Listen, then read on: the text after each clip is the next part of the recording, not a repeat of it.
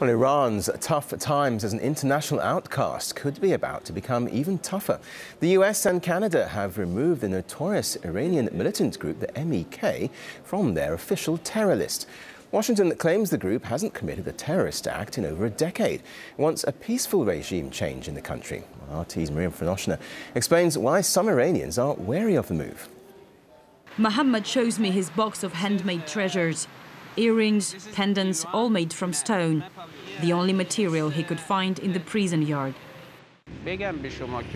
This is how we killed time and the pain from torture and hunger. I still get headaches when I remember this time.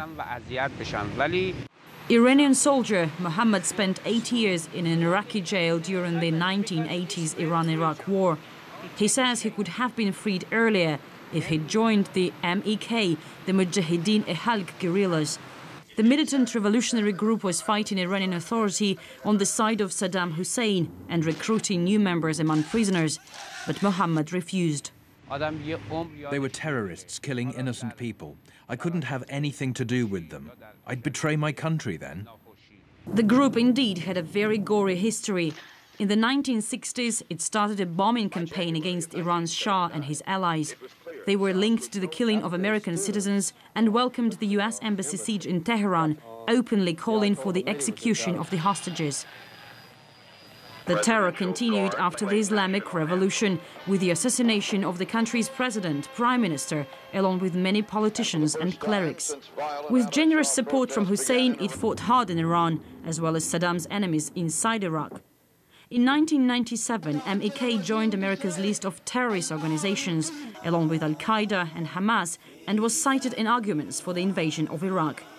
Today, Iran, Iraq still view MEK as a terrorist group, but America's position has now flipped. MEK is Iran's democratic opposition. This is just part of the large-scale and successful lobby to get MEK off the terror list. Among backers, former White House officials, army generals and CIA chiefs. It's extremely disturbing. This at the time was a terrorist group. They weren't supposed to be paying officials and moving money around, and yet somebody was turning a blind eye to that campaign. I think that MEK potentially is going to have an influence on the U.S. policy towards Iran and could get the U.S. Into a very dangerous position as far as potentially going to war with Iran. Iranian officials second that, saying MEK may play a similar role that America-backed opposition forces played in regime change in Libya and in the current conflict in Syria. The main supporters of these terrorist groups are Western countries because they use from the terrorism to access to their political goals. New Yorker reporter in his article called Our Men in Iran reveals how members of MEK were trained by America's Joint Special Operations Command in a camp in Nevada. This is part of an anti-Iran policy. Sanctions on Iran are strong, but they don't seem to work very well. America started using inside agents to destabilize the country. They're using terrorism as a tool.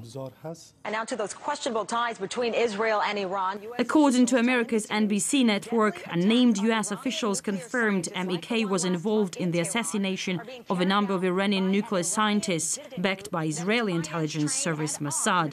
By Israel's Secret Service. This square in Tehran is named after a terror victim, an Iranian nuclear scientist killed in his own car. This area known as Vilenjak is a very popular and vibrant place. Many people pass through here while heading to the mountains resort outside Tehran.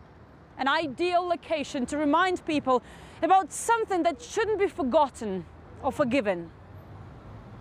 Mohammed says MEK, recognized as a democratic alternative to Iranian authorities, feels surreal to him. Nothing's changed. They are terrorists. Tactics may be changed, but still the West uses it to get information, to get what they want. And a terrorist, he says, is likely to keep his brutal ways too.